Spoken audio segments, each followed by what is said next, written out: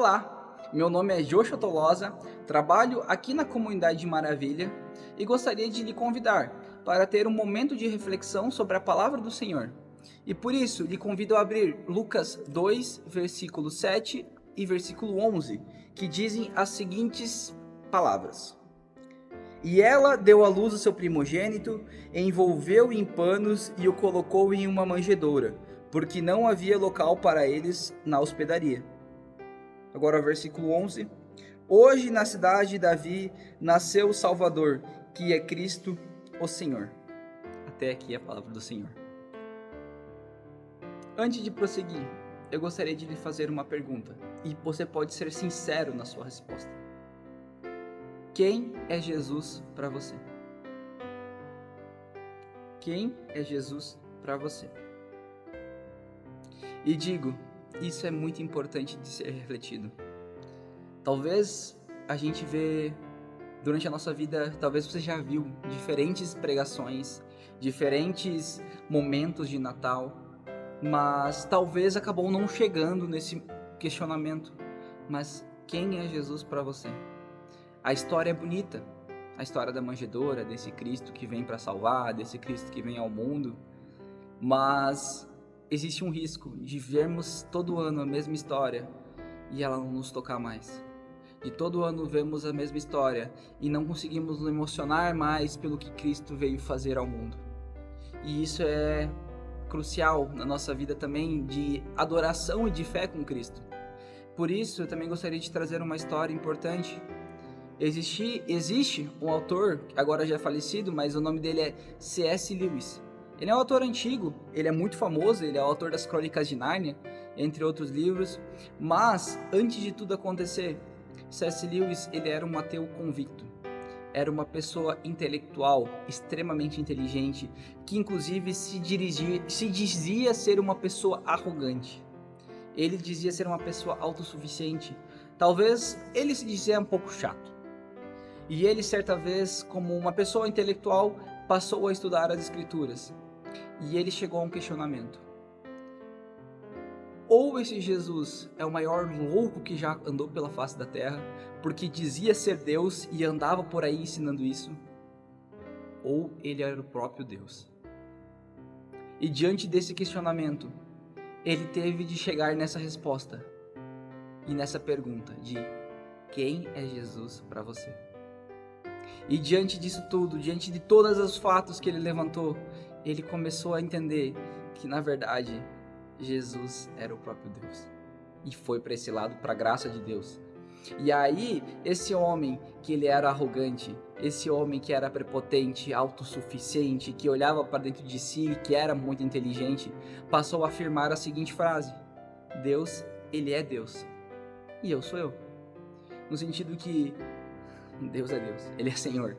E eu sou só um ser humano, uma criatura feita por ele, na verdade. E C.S. Lewis houve uma transformação na vida dele absurda. Ele passou a ser uma pessoa não mais arrogante. Ele passou a escrever livros para a glória de Deus. Tanto que se você for ler as Crônicas de Nárnia, você consegue ver que tem escritura ali. E ele foi uma pessoa muito importante também com a sua literatura. Conteúdos bons de literatura, que inclusive tocam pessoas até hoje. E ele foi uma pessoa que teve que responder: quem é Jesus para você? Ou para mim? E é por isso que eu gostaria de dizer, além de uma mensagem bonita, além de algo importante que aconteceu, isso é algo que tem que entrar em nosso coração. A mensagem de Cristo não é só uma história, e por isso você tem de refletir sobre isso. E além de tudo, Jesus nasce para ser um exemplo, mas não fica só nisso. Quando a gente lê o versículo 11, a gente vê que ele é a salvação e a luz do mundo. Ele é a luz dos homens. Ele está aqui para redimir. E talvez a gente ainda não pensou exatamente sobre o que ele vem nos redimir. Talvez o pensamento sobre a remissão de Cristo é sobre dificuldades que estou passando, é sobre problemas que eu tenho na minha vida, na minha família, saúde, e Cristo vem, ele vem para cuidar dessas coisas também. Mas não é só sobre isso. Cristo, ele é o Salvador, não dos problemas que estão lá fora, mas Cristo, ele salva dos problemas que estão aqui dentro. Todos nós nascemos com uma marca chamada pecado, e ela habita aqui dentro. E Cristo, ele não veio para nos dar só uma vida confortável. Ele pode dar, mas não é para isso que ele veio. Ele veio para que o nosso coração pudesse ser redimido e entregue a ele. Essa é a salvação que Cristo nos promete. Um coração entregue a Deus. Um coração que serve ao seu propósito. C.S. Lewis, através de Cristo no coração dele, ele passou a escrever para a glória de Cristo e pessoas se converteram por causa disso também. Deus o utilizou. E Cristo, ele nos salva da nossa arrogância. Ele nos salva da nossa prepotência. Ele nos salva da nossa rebeldia contra Deus.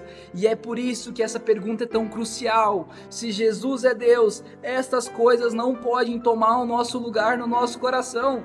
Essas coisas têm que dar lugar a Cristo, que Ele dê frutos, que Ele frutifique. E é isso que temos que pensar no Natal. Além de uma mensagem bonita, além de um presépio, de uma manjedoura legal que é bonito de ver, Cristo nasceu. E Cristo precisa ser Deus para nós, como cristãos. Então, de maneira breve, eu só gostaria de trazer essa reflexão para pensar se talvez você está como C.S. Lewis estava antes, vendo muitas coisas de Natal, vendo muitas pregações, mas talvez esse Jesus não tenha entrado como Deus na sua história ainda. E que, se você já tem isso claro, que esse tempo de Natal seja só um tempo de também refletir e pensar sobre isso, relembrar sobre isso e estar na presença do Senhor. Então, busque a presença do Senhor. Pense nisso.